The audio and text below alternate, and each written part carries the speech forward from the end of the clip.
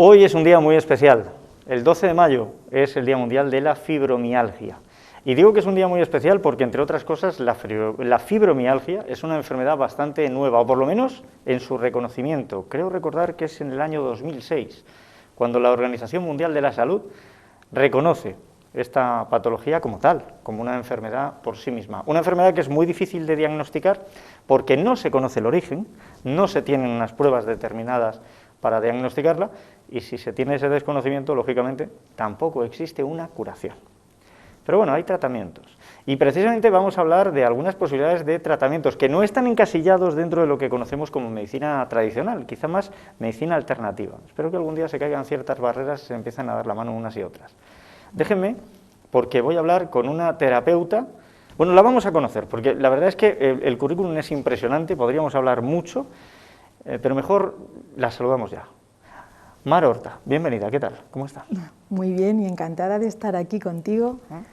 Yo encantado de tenerla aquí, porque me parece que la fibromialgia puede ser un tema muy interesante para que nuestra audiencia reciba también esta información, pero antes de nada lo que quiero es que la conozcan, y lo primero que me ha surgido preguntarme cuando he visto pues todo su currículum es cómo termina dedicada a la biodescodificación, a la naturopatía, a todo este terreno, una licenciada en Derecho.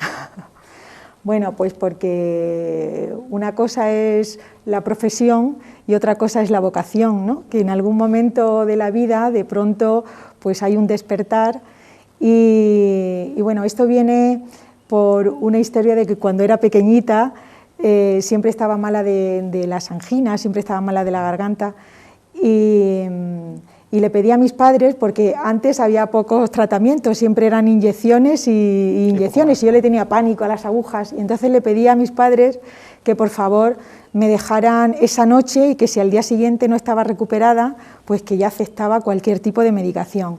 Y resulta que lo que yo hacía era que le hablaba a mi cuerpo, yo me acostaba de forma innata, le hablaba a mi cuerpo, le decía que mi organismo tenía un poder de curación muy grande, y que yo me dormía y al día siguiente estaba recuperada, que hiciera ese organismo lo que tuviera que hacer, no sé con qué palabras lo diría, pero hacía eso y al día siguiente estaba bien.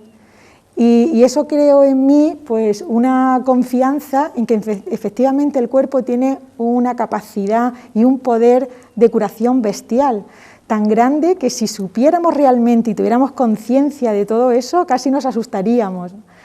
Pero bueno, eso se olvida, hago derecho, como has comentado, y bueno, pues me caso, me voy a Madrid y allí conozco a una persona terapeuta, había aprendido naturopatía con los indios de Perú, y entro en contacto con ella y ahí fue la conexión entre esa niña, esa inquietud, ¿no? Fue como volver a recordar. Y ahí no decidí que esa iba a ser mi profesión en ese momento, pero sí que, claro, me interesé por el tema y empecé a estudiar, empecé a ir a este tipo de profesionales con muy buenos resultados, y entonces un día pues decidí que quería cambiar y dar ese giro de 180 grados y poder ayudar pues a los demás como a mí me estaban ayudando, ¿no? En su momento. No está tan alejado, aunque pueda parecerlo una cosa de la otra. Pues no. Porque el abogado lo que intenta es establecer un equilibrio entre lo que es justo y lo que no, lo que es legal y lo que no, para que funcione la sociedad. Y el sanador, porque al final usted lo que es una sanadora, lo que busca es el equilibrio dentro del propio individuo. Efectivamente. Entonces, bueno, y eso de hablar con el cuerpo, ojalá y mantuviéramos una cosa que tenemos en nuestros genes de muy antiguo, que es el escuchar a nuestro cuerpo. Si lo escuchásemos sería mucho más sencilla la relación que tenemos con él. Pero bueno, esto a día de hoy no se da. Lógicamente, estamos aquí para hablar de la fibromialgia. Hay muchas cosas que quedan por descubrir, no solo de la fibromialgia, sino de lo que decía antes. Hemos desentrañado todo el genoma humano y cuando lo hicimos, había una parte de ese código que los científicos dijeron, bueno, esto no sirve de nada. Luego hemos visto que sí, que sirve. Se relaciona directamente con la física cuántica, que dice que solo la observación y la intención pueden modificar el resultado de un experimento. Y eso enlaza también con lo que usted decía, claro, pues si uno le habla a su cuerpo y le da la orden, el cuerpo puede llegar a obedecer y sanar. La intencionalidad. Eso es, el poner la intención es el principio de ese movimiento. Ahora, dicho esto, que sería quizá el punto final de esta entrevista, el llegar a qué intención tenemos que poner para intentar estar mejor, vayamos antes al origen. ¿Qué se esconde detrás de la fibromialgia? Pues mira, en toda enfermedad, cualquier síntoma lo que nos está diciendo es que es inconsciente que nos quiere dar un tirón de orejas porque hemos perdido la coherencia entre lo que sentimos, lo que pensamos y cómo actuamos. Y lo que nos quiere decir es que volvamos a ese equilibrio que tú hablabas antes también, ¿no? A ese equilibrio con nosotros mismos. Eso absolutamente en cualquier síntoma que tengamos, un dolor de cabeza, un problema en la rodilla, un lupus, da igual, ¿no? O sea, siempre nos está hablando precisamente de esa pérdida de equilibrio por esa falta de coherencia. En la fibromialgia lo que pasa es que aquí hay muchas cosas. Fibra de fibromialgia tiene que ver con las fibras familiares. Mío tiene que ver con músculo. En biodescodificación el músculo es impotencia y algia tiene que ver con dolor. Entonces, en principio ya nos está hablando que puede haber alguna falta de coherencia en lo que es la familia, ¿vale? Están surgiendo algún tipo de problemas que no sabemos cómo solucionarlo en lo que es la familia y además eso es doloroso. Siempre que tenemos dolor físico, hay una equivalencia con el dolor emocional. Normalmente las personas con fibromialgia se sienten atrapadas, sienten que como que no tienen salida, que no pueden salir, ¿no? Además, eso lo sienten con impotencia y eso les hace sentirse desvalorizados. Pero previamente a tener la fibromialgia, o sea, se sienten atrapados con el contexto en el que ha entrado su vida sin necesidad de tener algo imposibilitante como es esta. Efectivamente, simplemente hay determinadas circunstancias. Mira, te pongo un ejemplo que me viene así, lo comento porque fue muy gráfico, una persona en consulta, una abuela, pero no era muy mayor, ¿vale? Yo que sé, 60 y tantos años aproximadamente, que me viene con fibromialgia y bueno, pues hablando con ella, me comenta que está cuidando al nieto, que la hija le deja siempre al nieto para poder irse a trabajar, pero que ella no quiere cuidar al nieto, que lo que quiere es ser abuela, pero que no quiere ser madre de su nieto. Entonces yo le digo que por qué no habla con la hija, pero no puede hablar con la hija, porque ahí detrás hay unas creencias. O sea, se siente atrapada en esa situación, se siente impotente porque además no le encuentran salida. Es como si estuvieran en una tela de araña de la que no pueden salir, que no hay salida para nada, se sienten así. Y además eso les desvaloriza, porque no pueden hacer algo, no pueden hacer planes, están a expensas, ¿no? El peso que llevaba esta mujer sobre sus hombros es el peso de la tradición, de lo que en la familia siempre se le ha enseñado. Ella tiene ese papel de matriarcado y no cuidar del nieto, no ponerse en el papel de abuela que a ella le gustaría, podía ser defraudar de alguna manera todo lo que le enseñaron antes porque no obedece a ese papel de matriarca. Efectivamente. ¿No? Y es la cadena autoimpuesta por aquello que nos han transmitido. Esto entronca directamente con la biodescodificación. Efectivamente. A ver, yo quiero que nuestros espectadores, porque esto puede resultar un poco extraño, pero lo van a entender enseguida. ¿No tienen ustedes en su familia el hecho de que un padre y un hijo, un nieto y un abuelo, una abuela, oye, coinciden en que más o menos los mismos días cumplen años? Ya, pues han nacido, fíjate qué cosas. Coincidencias de estas hay muchas.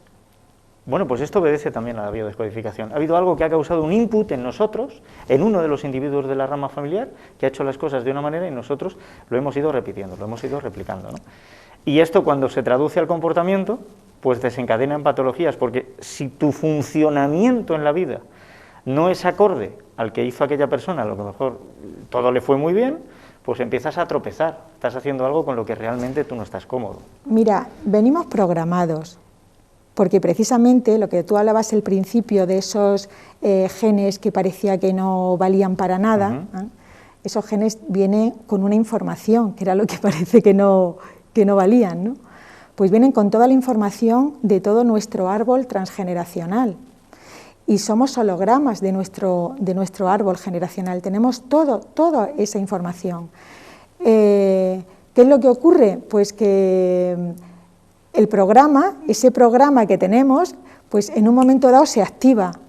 Se puede activar pues justo cuando la persona se siente desvalorizada. O sea, lo primero que tenemos que saber es que la fibromialgia, detrás de la fibromialgia lo que hay es una desvalorización como una casa, ¿vale?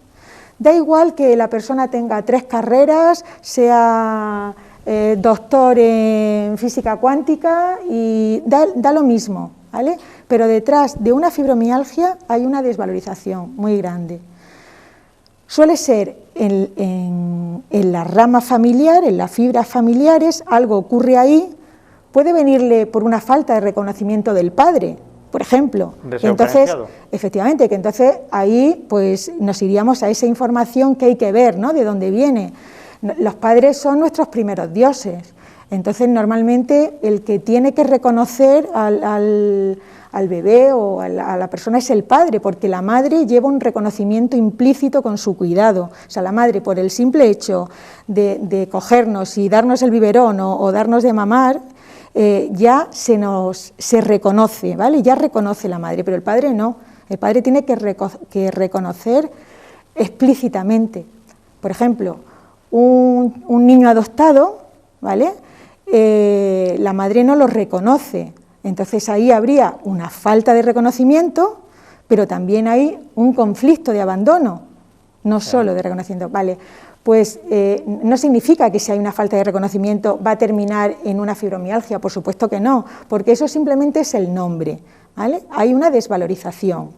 Todo lo que tiene que ver con el mesodermo nuevo, que es toda la parte osteoarticular, el conflicto biológico es la desvalorización, ¿vale? Entonces, cuando hablamos de fibromialgia, ¿qué síntomas tienen? Pues es que les duele todo el cuerpo, les duelen los músculos, los ligamentos, las articulaciones, les duelen hasta el pelo, tiene que ver con todo el tejido conectivo. El tejido conectivo es el tejido de sostén, músculos, articulaciones, pelo, piel, uñas, por eso duele en cualquier parte del cuerpo, ¿no?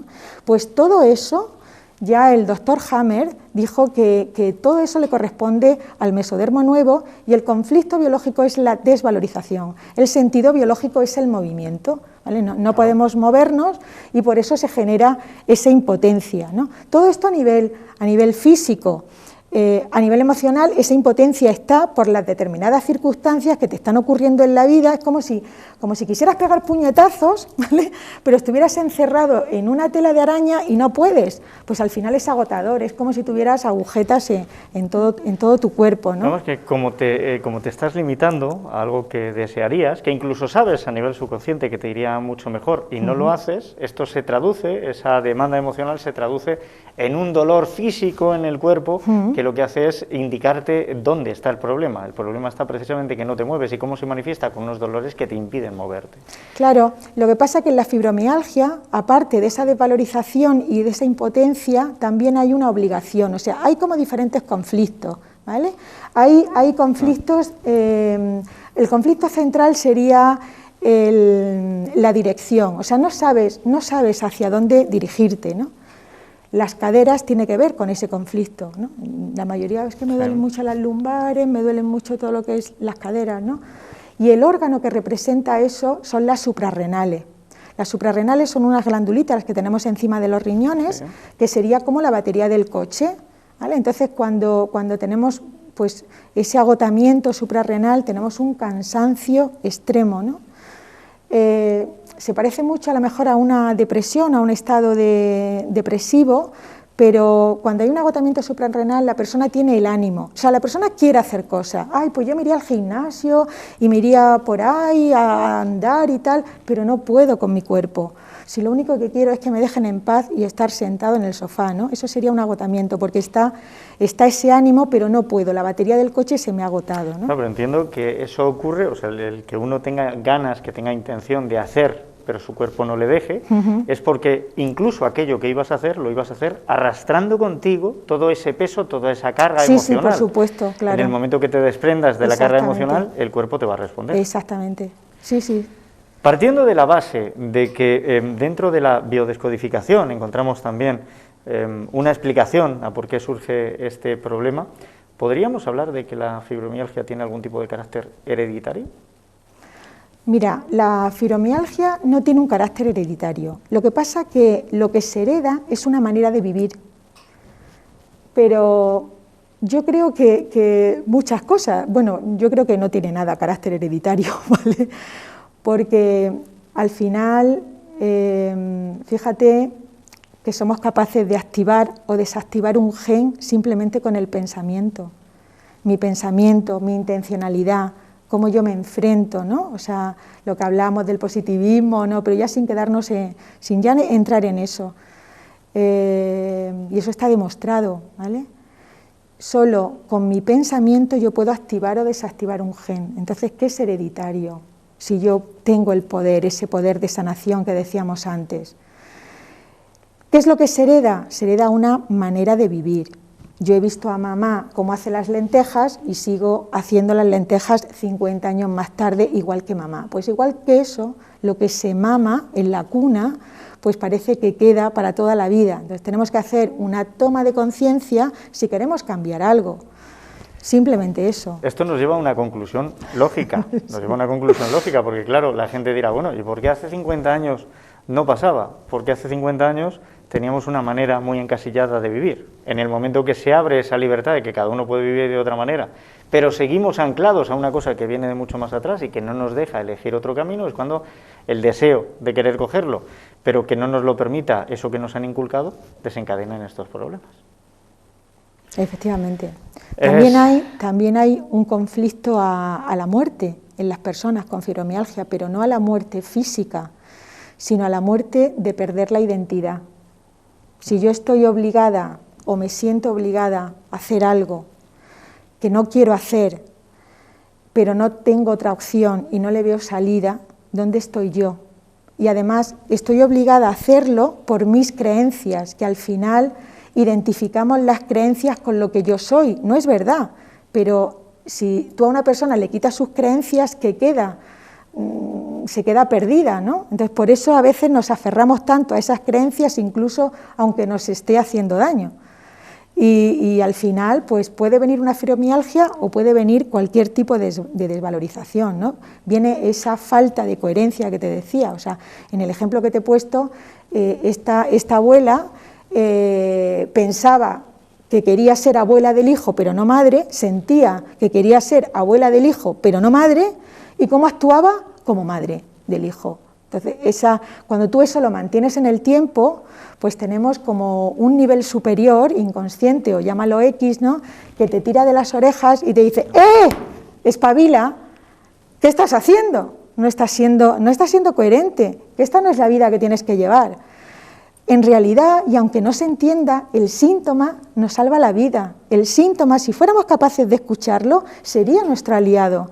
Lo que pasa es que esta sociedad lo ve como algo súper negativo y quiere la pastilla milagrosa para seguir haciendo la vida exactamente igual y no cambiar absolutamente nada de la manera de vivir que tenemos, ¿no? No salir de la zona de confort, aunque esa zona de confort sea una porquería, ¿vale?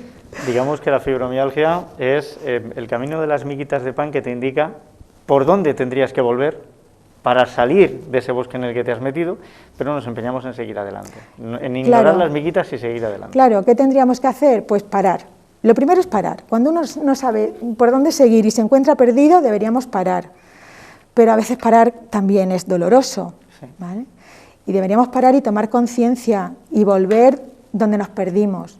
Y es volver, yo siempre le pregunto a las personas cuando me vienen a consulta, ¿cuál es tu deseo?, ¿no? Porque se meten en su mundo y empiezan a contarte todas sus desgracias y a vomitarte, ¿no?, toda su porquería. Y a mí me gusta romperles el patrón, ¿no? Entonces los paro en seco y les digo, ¿qué deseas? Y automáticamente se bloquean. Hemos perdido el deseo, ¿no? Hemos perdido la capacidad de asombrarnos de lo nuevo y de sorprendernos y de motivarnos y de entusiasmarnos. Y yo creo que, como te decía antes, tenemos que volver a lo sencillo y a lo fácil y tenemos que mirar un poquito más hacia adentro, más hacia nosotros y simplemente preguntarnos, ¿yo qué deseo? En el caso de la fibromialgia es verdad que las personas tienen muchísimos síntomas y detrás de cada síntoma, porque una persona con fibromialgia tiene dolor de cabeza, tiene insomnio, tiene de todo, ¿no? Pero ya el dolor de cabeza, ¿qué nos está diciendo el dolor de cabeza? El dolor de cabeza nos está diciendo que la persona es sumamente controladora. El dolor de cabeza lo que hace es como darle al interruptor para que se enfríe el disco duro, para que te metas en la cama y dejes de pensar, ¿no? Ahí. Una persona con insomnio igual, ¿no? O sea, es controladora en el dolor de cabeza, se come mucho, es muy pensativa, ¿vale? Pero normalmente esos pensamientos son pensamientos repetitivos y que no nos ayudan, todo lo contrario, que nos desvalorizan, ¿no? Y la persona que tiene insomnio es una persona controladora, porque si se duerme a pierna suelta, deja de controlar. No observa. Entonces, hay muchas más cositas, ¿no? Dependiendo cada síntoma nos está diciendo algo, nos está contando algo de la historia de esa persona.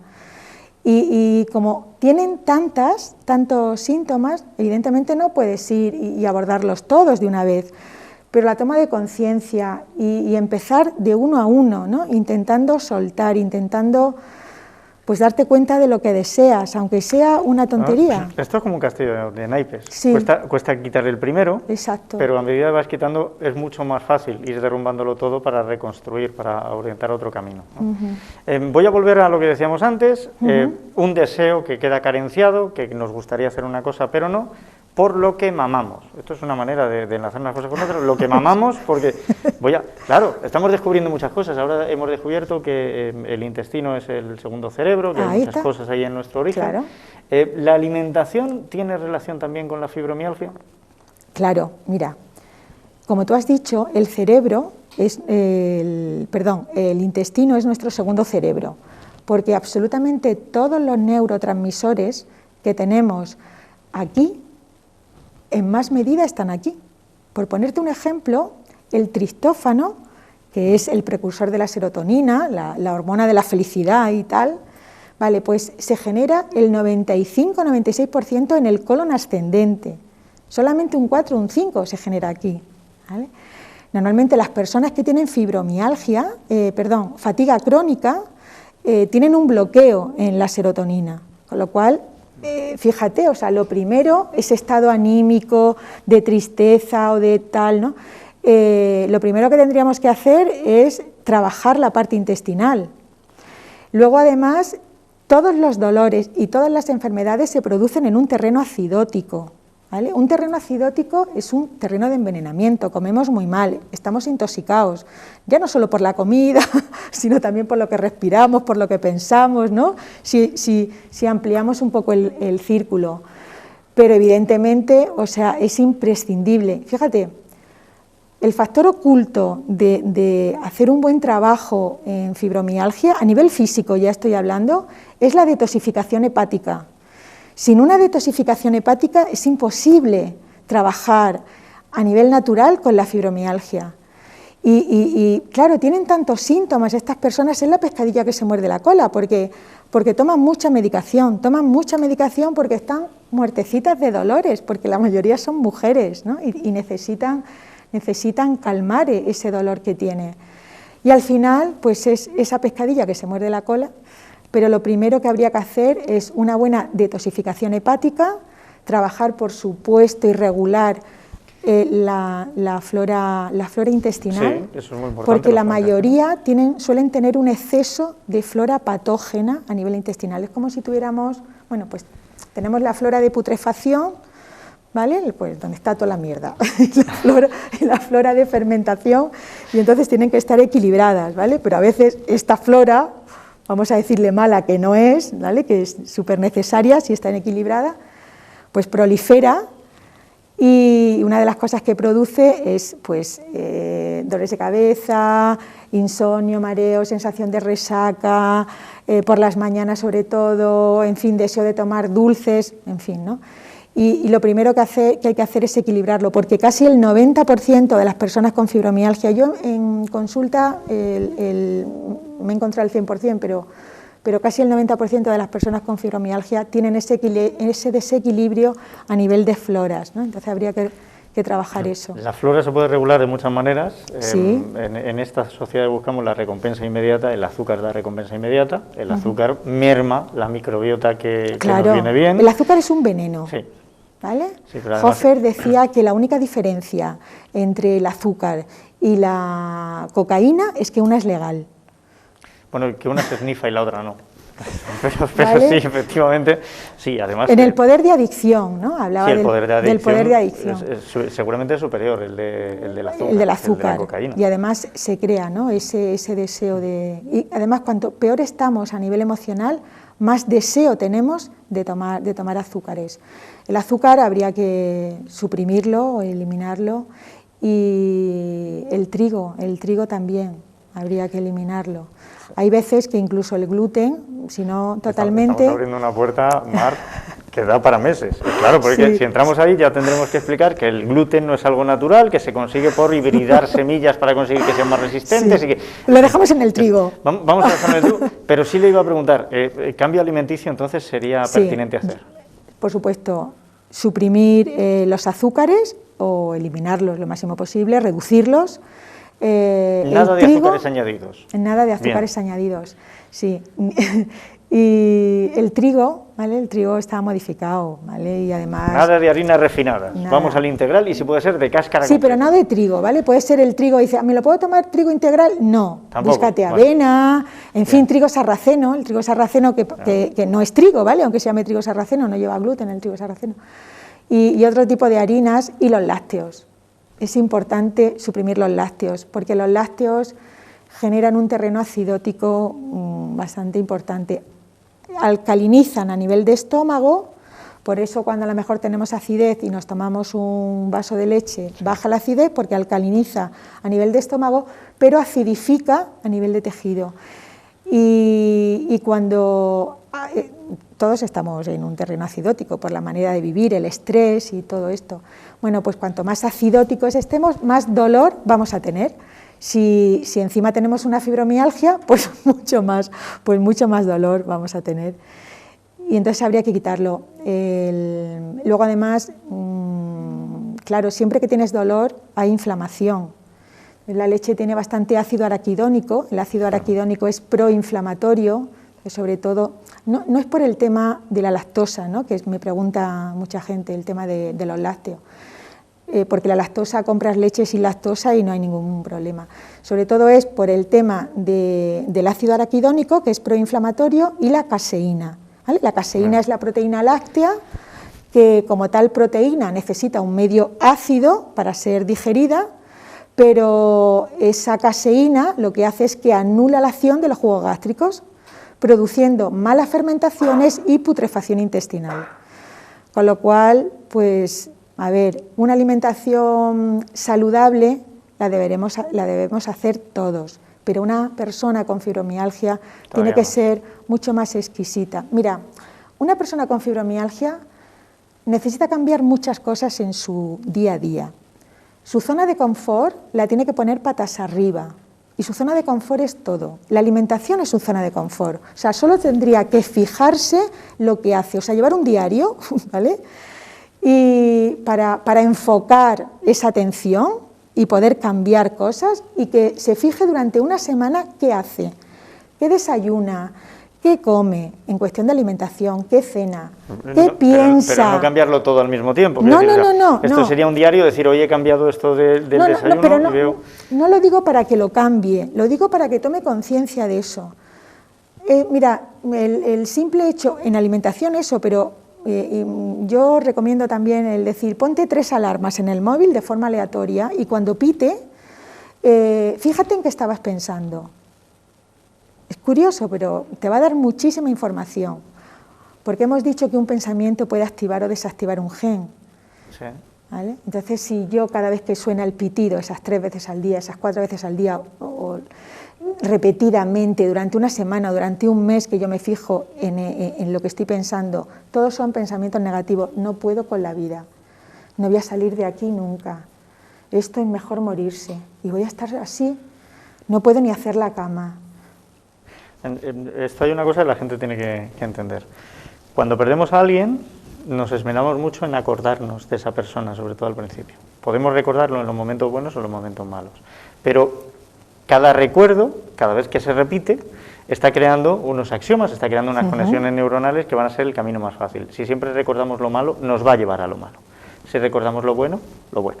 Y además, cada pensamiento desencadena un campo electromagnético, una reacción química en el cerebro y una cascada. Si todo lo que pensamos es malo, la cascada va hacia lo malo. Con lo cual, tenemos que procurar también modificar esa parte del pensamiento. Claro. Y aquí es donde me enlazo yo con la siguiente pregunta. Yo le quería preguntar, ¿qué cambios emocionales tendría que hacer una persona que tiene fibromialgia? Pues mira, lo primero es permitirse disfrutar. Me parece bien. O sea, lo primero, el permitirse. No lo voy a intentar, ¿vale? Porque lo voy a intentar es que nunca lo vas a hacer. Y además, esa obligación que te he dicho al principio le impide disfrutar de lo simple, de lo sencillo. No tiene que hacer muchas cosas a la vez. Solo tiene que permitirse eso. Y además, otra cosa que tiene que hacer es disminuir esos lazos, no me gusta la palabra tóxico, ¿vale? Pero disminuir esas obligaciones familiares que probablemente solo han sido impuestas por esa persona, por ella misma o por él mismo. Pero yo creo que aquí lo primero, o sea, yo creo que la estrella, ¿vale?, sería el permitirse disfrutar. Puede ser de un paseo, puede ser de un libro, puede ser, fíjate, hasta de un ratito en soledad. Un ratito en soledad escuchando música o un ratito. Es que a veces lo simple y lo fácil parece que es muy complicado y que eso es imposible, ¿no? Cuando te das cuenta que no, que lo fácil es fácil, que lo hacemos difícil nosotros. Porque al final, el otro día ponía yo en Facebook, en un mensajitos, así que pongo por la mañana, ¿no?, que la vida es simplemente una interpretación de la mente, ya está. Por lo tanto, si es una interpretación de la mente, todo es cambiante. Y si todo es cambiante, no hay nada real, todo es una ilusión. Y hay tantas vidas como individuos, porque todo puede tener una interpretación, ¿no? Pues al final, de lo único que se trata es que empecemos a interpretar las circunstancias que nos pasan de una forma diferente e intentar conectar esa mente con nuestro corazón. La gente que nos esté escuchando a lo mejor se encuentra un poco perdida, pero es cierto que todo esto se reduce a una base que es común a muchas creencias, a muchas religiones, a muchas filosofías, y que dice que nuestro camino tiene un par de paradas marcadas, quizá alguna más, ¿no? Nacimiento y muerte, seguro. Y entre medias, pues puede que alguna otra cosa. Ahora, el camino lo construimos nosotros. Total. Dependiendo de cómo asumas las cosas, cómo las enfoques, cómo te lo tomes, cómo reacciones, y todo esto te va a construir el futuro. No nos queda mucho tiempo, nos quedan como unos 10 minutos, pero como estamos aquí cómodamente hablando y nos explayamos, claro.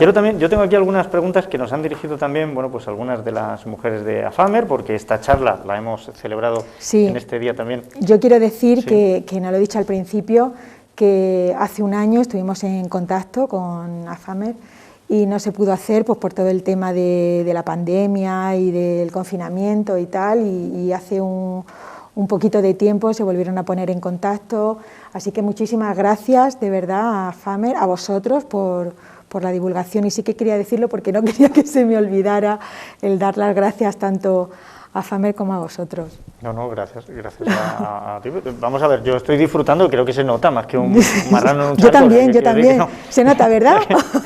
Yo sé que hoy a quien le puede fastidiar un poco es a las amigas de AFAMER, porque a algunas de ellas les hubiera gustado estar en esta mesa también compartiendo. Pero bueno, sí que tengo algunas de las preguntas. Algunas es un poco difícil de responder desde esta perspectiva, y con lo que hemos hablado ya la gente podrá intuir que depende también de cada individuo. Una de las preguntas, ¿la fibromialgia es grave? Bueno, pues eso. ¿Y qué es ser grave? La fibromialgia, ¿vale? Es que, a ver, si me pongo en primera persona, ¿vale?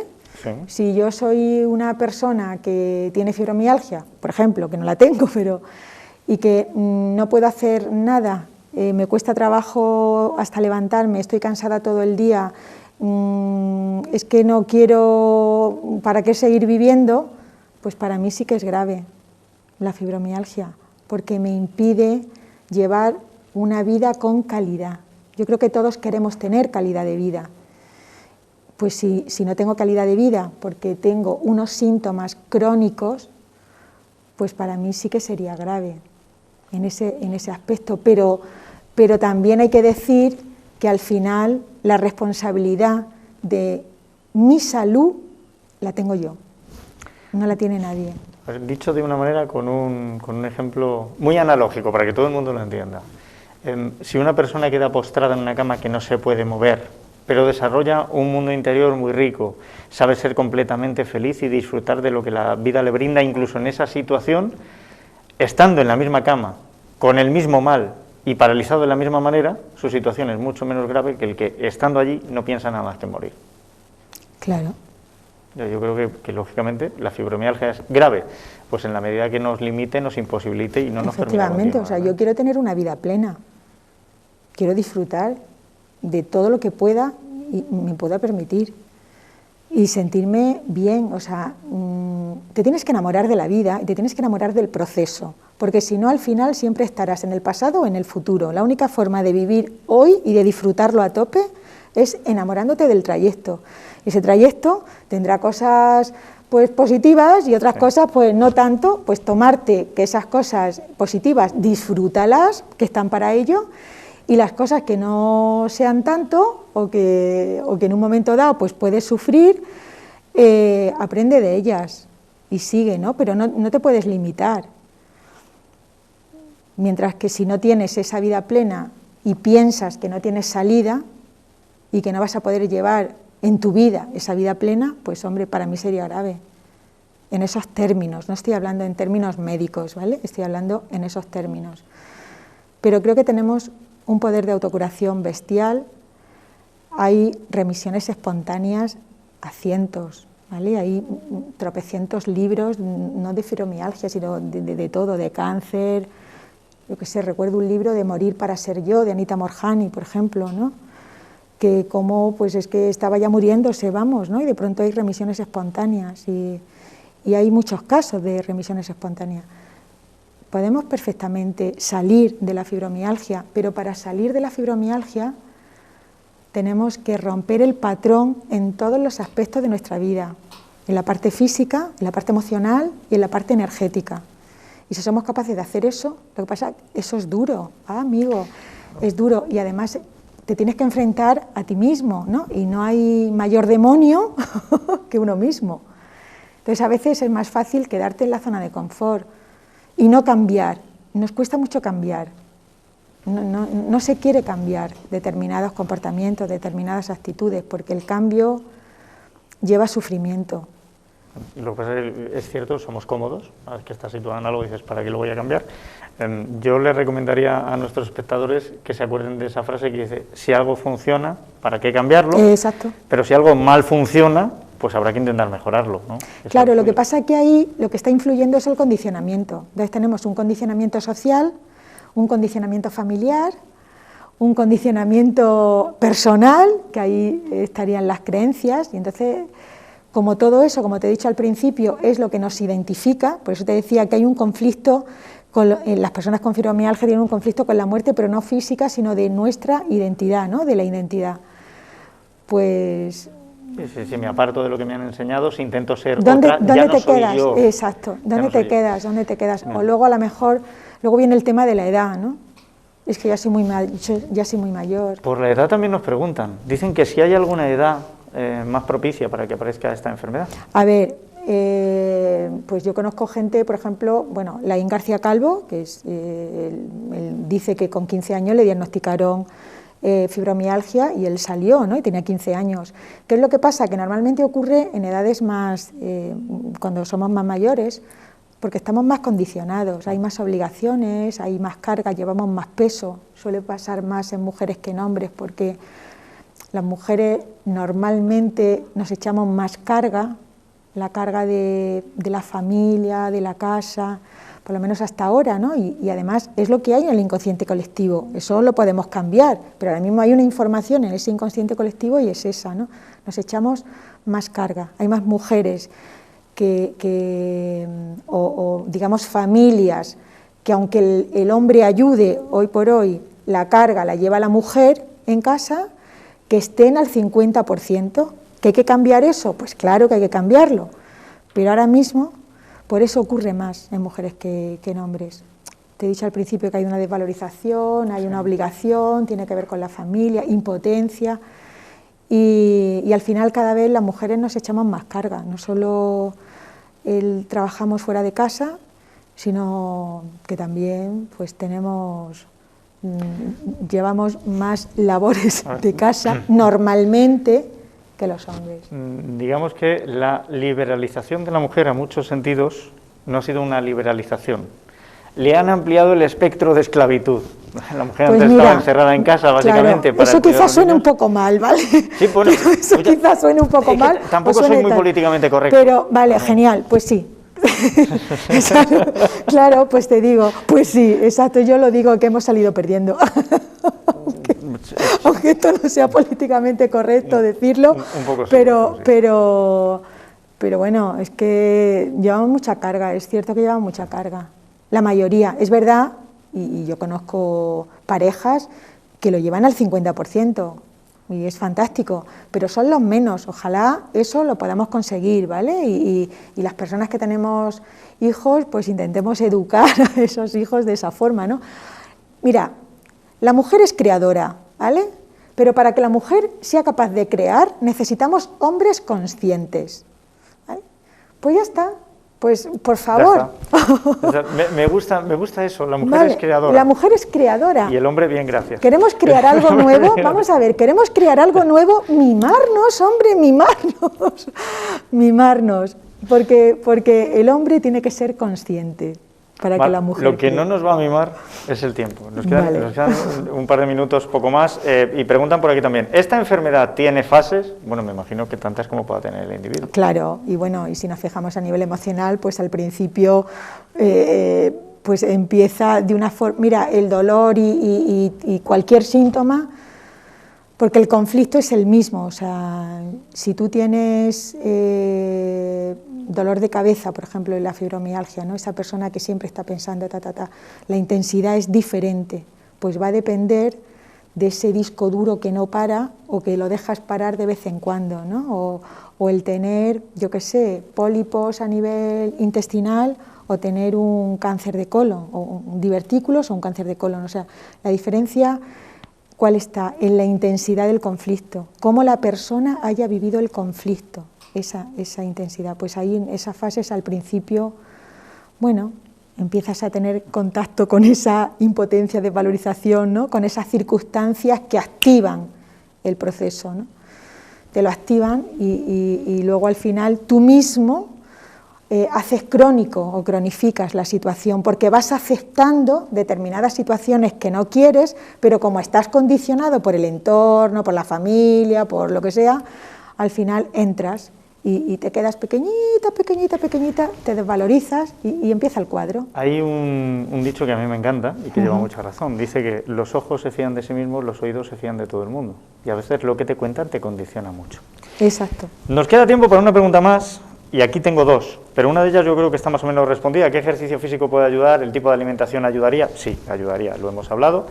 Pero me voy a quedar con esta última, ojalá la hubiera encontrado antes. Si me diagnostican fibromialgia, ¿qué hago? ¿Cómo puedo afrontarlo emocionalmente para llevar el día mejor? Pues le hemos contestado, si te diagnostican fibromialgia, lo primero es párate. ¿Qué está pasando? Dentro de todo lo que hemos dicho, ¿qué te está ocurriendo en tu día a día?